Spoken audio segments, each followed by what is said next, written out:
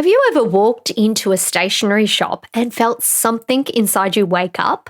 You see the coloured pens, the highlighters, the sticky notes, the beautiful notebooks, and those fresh blank pages, and suddenly there's this spark of possibility inside you.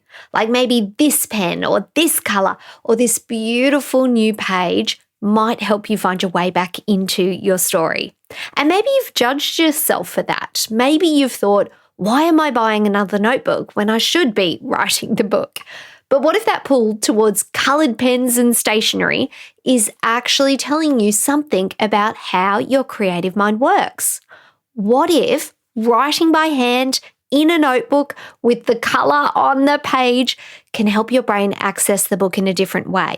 Today, we're talking about how coloured pens, notebooks, highlighters, sticky notes, and handwriting itself can help you unlock your creativity, especially when you feel stuck, tangled, or disconnected from your story. So if your writing has started to feel flat, heavy, or too much like a task, stay with me. Because today, we're making coloured pens, stationery, notebooks, and messy handwritten pages officially part of the writing process.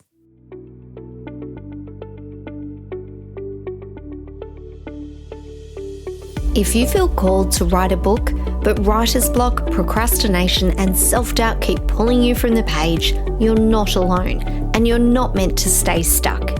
Hi, I'm Madison Michaels, author and life coach, and I've created this podcast as a creative space grounded in faith and mindset transformations to help you break through your blocks, gain creative clarity, and finally finish the book you're meant to write.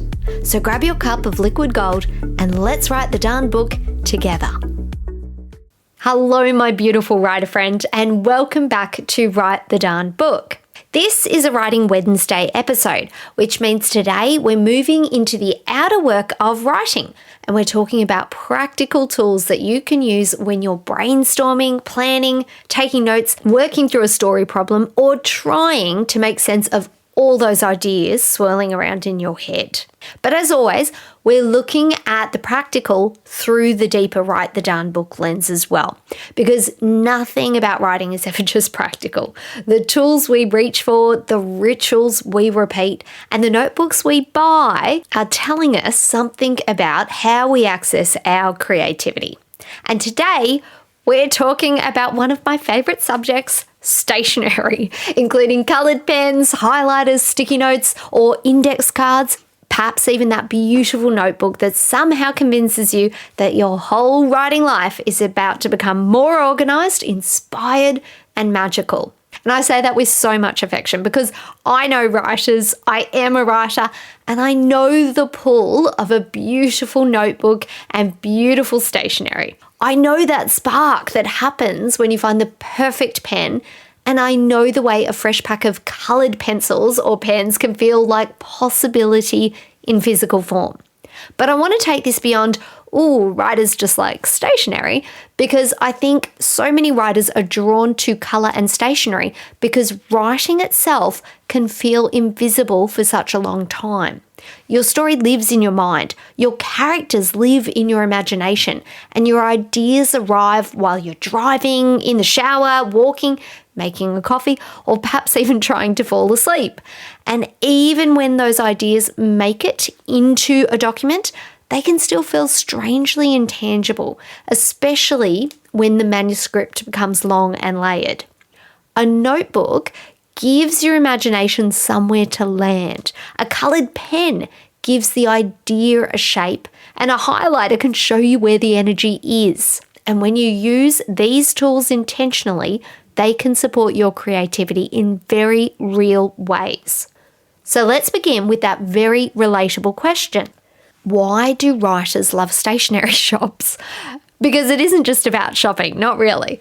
A stationery shop is full of beginnings and possibilities. Every blank notebook feels like a door. Every coloured pen feels like a promise. And every beautiful sticky note feels like a tiny movable piece of possibility. There's something about standing in front of those shelves that speaks to a part of you that still believes this book can come alive. and that matters. Because writing can become very serious, especially when you've been stuck for a while. And when the manuscript has been dragging on, or the middle has become so messy, or you've started attaching heavy meaning to your progress, the writing can start to feel really tight. You can sit down and instead of feeling curious, you feel pressure. You tell yourself, you should be further along. You should have figured this out by now. You should be able to sit down and simply write. And that kind of thinking can drain the life out of the process and your creativity. But stationery often brings back play and joy. It brings back texture, curiosity. It reminds you that writing is also an exploration. It's listening for what feels alive, and it's allowing an idea to take shape before you demand that it makes perfect sense. And for many writers, that's the missing piece. They're trying to write from a place of pressure when their creativity actually needs invitation and play and fun. They're trying to think their way through the book when their imagination is asking for something more tactile, more visual, and more alive. So when you feel drawn to stationery and coloured pens and highlighters and notebooks, I want you to start noticing what that attraction is really pointing to. Maybe you're craving a fresh start. Maybe you're craving beauty. Maybe you're craving a more physical relationship with your book, something tangible. Or maybe your creative self is saying quietly, can we make this feel alive again? And that's information which is worth listening to. Now let's talk about why handwriting and colour can be so helpful from a brain perspective. And I want to make this really practical because I'm not suggesting that every writer suddenly needs to abandon their laptop and start writing their whole manuscript in rainbow pens.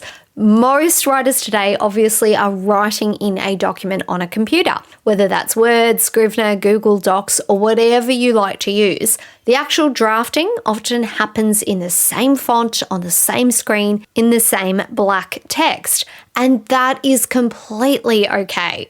I write on my computer too. I'm a fast typist, so the keyboard is the most effective way for me to get words down quickly.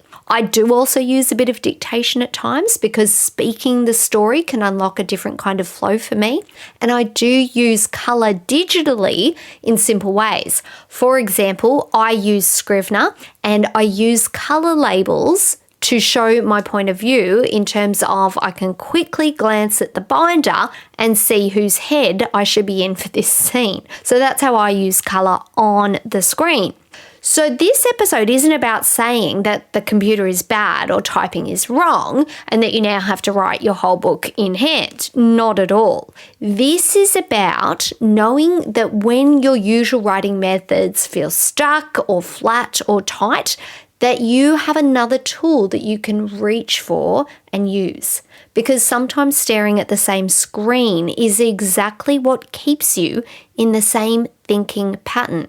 You keep looking at the cursor or the blank page, or you keep rereading the same sentence. You keep trying to force the answer to appear in the same place where the block has already been happening. And this is where handwriting can become really powerful.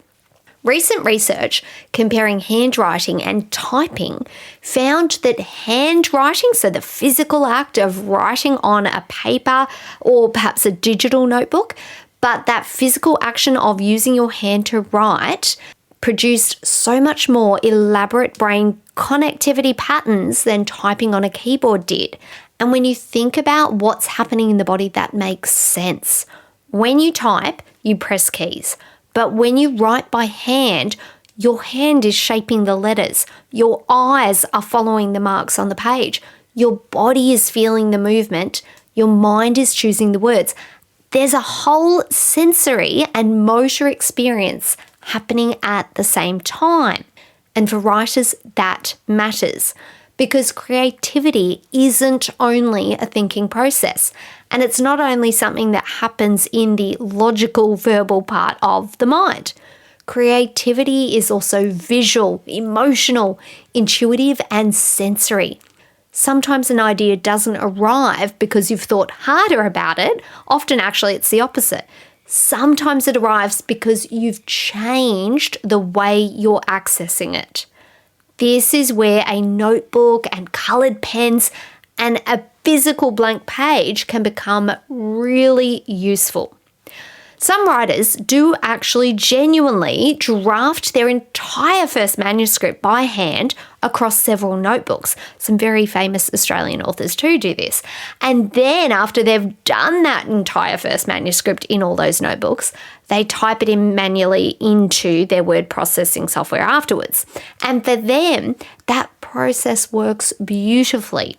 The notebook becomes the drafting space, and the typing then becomes the first layer of revision. The physical act of writing on the blank page, actually physically writing in a notebook, helps them to stay close to the story before they bring it into a digital document. But again, that's not what works for every writer. It certainly doesn't work for me. I wouldn't have the patience to do that. For me, I have to get the words onto my actual document itself on the computer.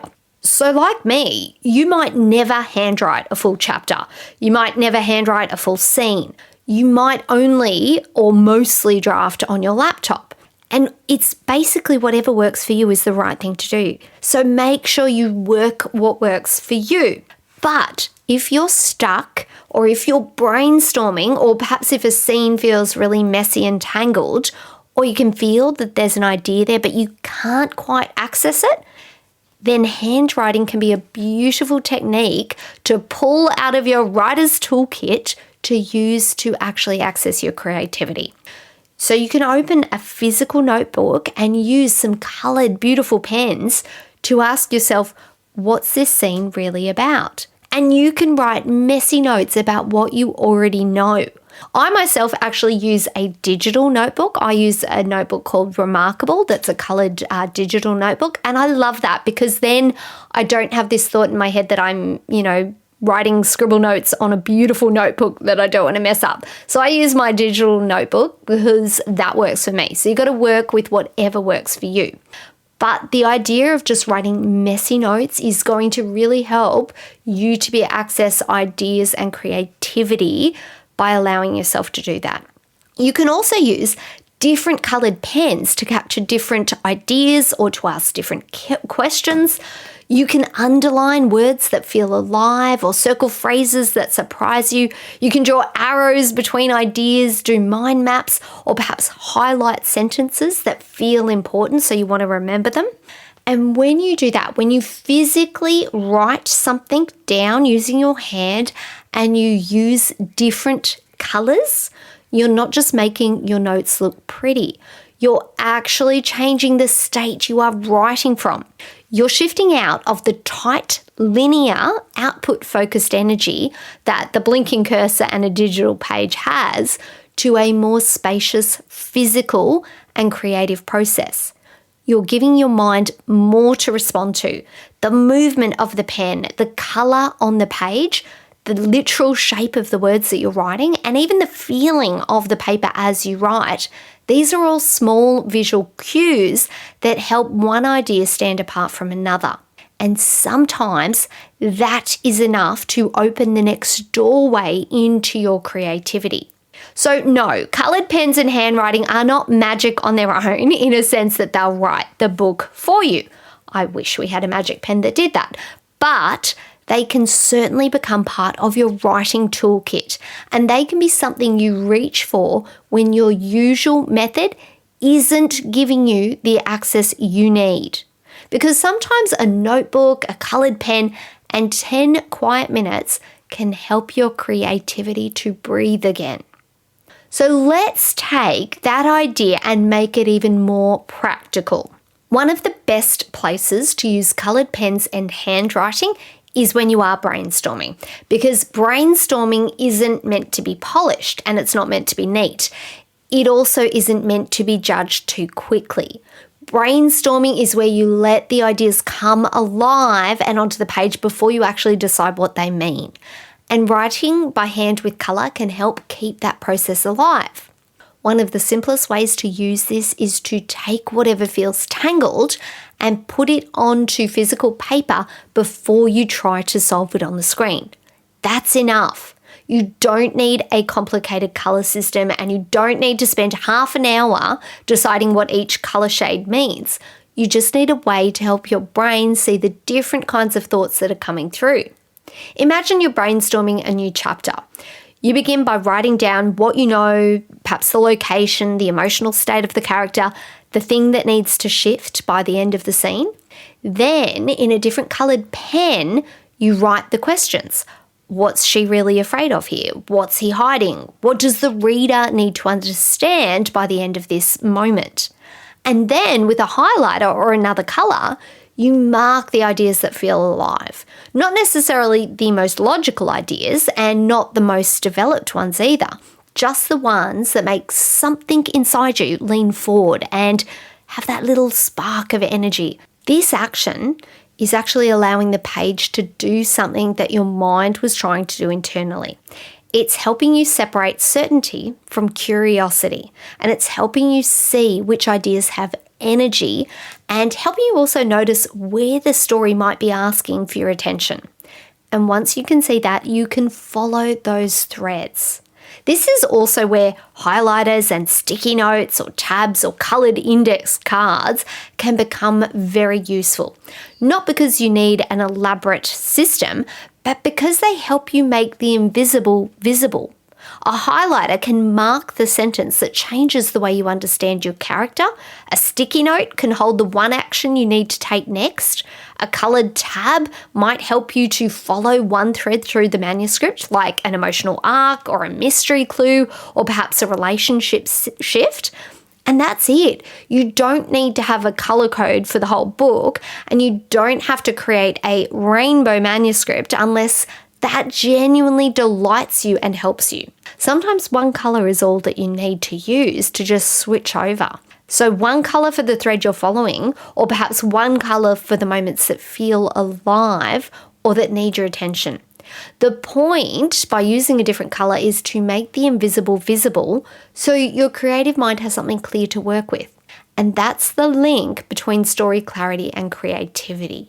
Colour can help you enter the creative space, and then it can help you to see what that creative space is trying to show you.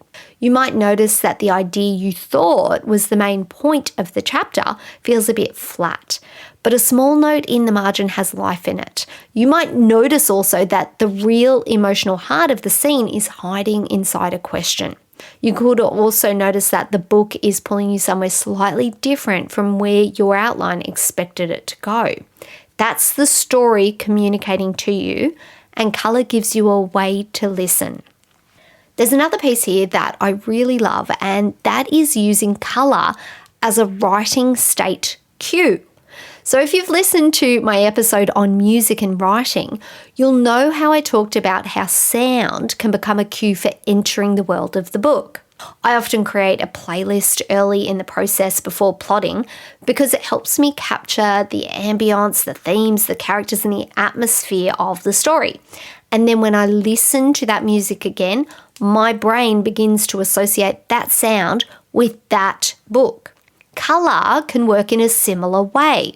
A particular notebook, a pen, a highlighter, or a colour palette can become part of the doorway into your story. Maybe one book feels dark and moody.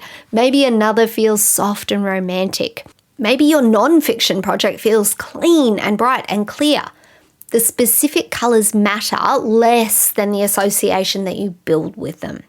If you use the same coloured pen every time you brainstorm your current book, that colour begins to carry meaning. If you use the same notebook every time you explore your story world, that notebook becomes part of the ritual. And if you use certain sticky notes for one project and a different set for another, your brain begins to recognise the difference. It tells your system, we're entering the book now. And for writers who struggle to transition into writing, this can be so useful because one of the hardest parts of writing is often the shift from ordinary life into the creative world of your story. You might be answering emails, folding laundry, working, caring for others, and rushing through your day. And then you're suddenly expecting yourself to drop into your manuscript on command. That's a big shift. a colour cue can help bridge it. You open your notebook, you pick up your pen, and you see the colour that you've been using for this story. And your mind begins to recognise, this is where we go now. This is the world of the book, and this is the page. This is the doorway back into my story.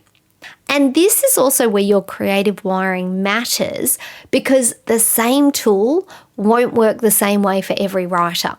For some writers, colour is energising. For others, too much colour becomes overwhelming. And for some, handwriting opens up the creative mind, whereas for others, typing is the thing that creates momentum. So rather than thinking there is one correct way to use any of this, I want you to ask yourself, what do I need this tool to help me do? Maybe you need the looseness of a notebook and a messy page. Maybe you need the clarity of a highlighter and one clear thread. Maybe you need the physical movement of writing by hand before you return to the keyboard. Let the tool serve the stage you're in. Early drafting might need fun and play, and colours can help you do that, so can notebooks. The messy middle might need some clarity, and revision might need structure. And if this doesn't feel useful for the stage you're in, that's fine too. You're not trying to become a different kind of writer. You're learning how to support the writer you already are. Now, we do also need to talk about the moment stationery becomes a hiding place and a hindrance to writing. I know some of you are thinking, oh no, not stationery, because I love it. I do too. But it can actually become something that hinders our writing too. And I say this with love, but also directness. If you are buying notebook after notebook or pen after pen or different stationery things to help you write, that's great if it is working. But if buying the notebook and the stationery becomes the thing you're doing instead of writing, it might be time to pause and ask yourself what's really happening. So the same goes for setting up systems, for rewriting notes, for organising your desk, or for redesigning your writing page or your board for a fifth time. Those things can be genuinely supportive, but they can also become something that actually hinders you and just keeps you in that procrastination loop. You will usually know the difference by what happens afterwards.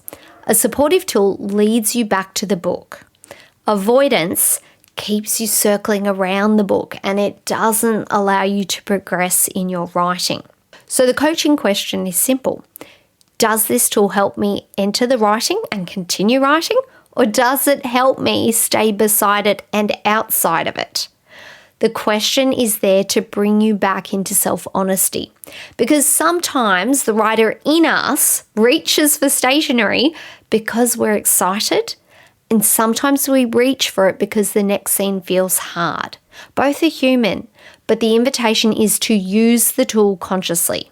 Buy the beautiful pen, open the gorgeous notebook, use the colours that makes your creative heart happy and joyful, and then let it lead you to the page. Let the tool become a doorway, not a detour. So here's your practical exercise for this week. Choose one writing problem or creative question you're currently holding. Maybe it's a scene you're unsure about or a character that you can't quite understand. Could even be a chapter that you need to plan or a non-fiction idea that you're trying to shape.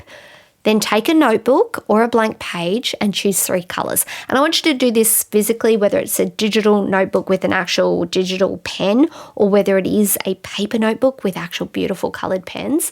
I want you to do it physically, okay? So take that notebook and that pen, use one colour for what you already know, and use one colour for the questions and one colour for the sparks. And by the sparks, I mean words, images, possibilities, or emotional truths that make something inside you lean forward and pay attention and be a bit excited. And then give yourself 10 minutes. Write by hand, write messily, draw arrows, circle things, highlight the sentences that surprise you, and let the page be completely imperfect. Let it be an exploration of ideas. Let it be a conversation between you and the book.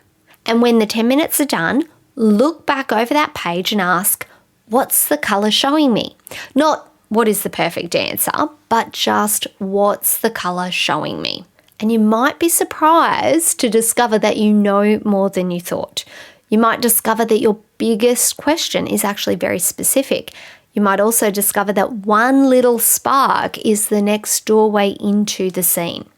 And that may be all that you need for your next writing step.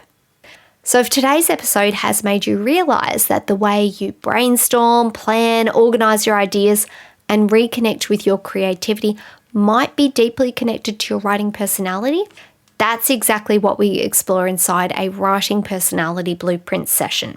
In a blueprint session, we look at how you're uniquely wired to write, what supports your creative flow, and what tends to pull you into resistance, and also what kind of writing process is actually going to work for you, your book, and your personality, and your real life.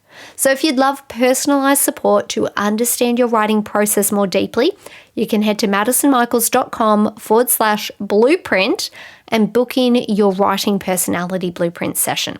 And if you'd like to begin by discovering more about your own writing personality, you can also take the free writing personality quiz at madisonmichaels.com/quiz. So my friends, can coloured pens and stationery help you write? Yes, they absolutely can. And not just coloured pens, but notebooks, highlighters, sticky notes, handwritten pages, and the simple act of physically moving a pen across paper can all become tools that you reach for when you need to access your book differently. They can help bring play and fun back into the process. They can turn invisible ideas into something you can see. They can also help you notice what feels alive, what might need your attention, and what your next step could be as well. And perhaps most importantly, they can remind you that writing is allowed to feel creative. It's allowed to feel sensory and beautiful. And it's allowed to feel like more than just a task on your to-do list. So this week, give yourself permission to reach for colour. Choose that beautiful pen, open that notebook, and make a messy page. Follow the spark of your creativity. Because sometimes the thing that helps you write isn't more pressure. Sometimes it's a doorway back into play, clarity, and connection with your story that's waiting for you. And remember, you are the vessel for your story. So let the words flow through you and onto the page. Until next time, my friends, take care and let's write the darn book together. My friend, I hope today's episode gave you exactly what you needed for your writing journey. And if it did, would you take 30 seconds to share it with another writer who's struggling to start or finish their book? And if you're loving the show, I'd be so grateful if you left a quick review.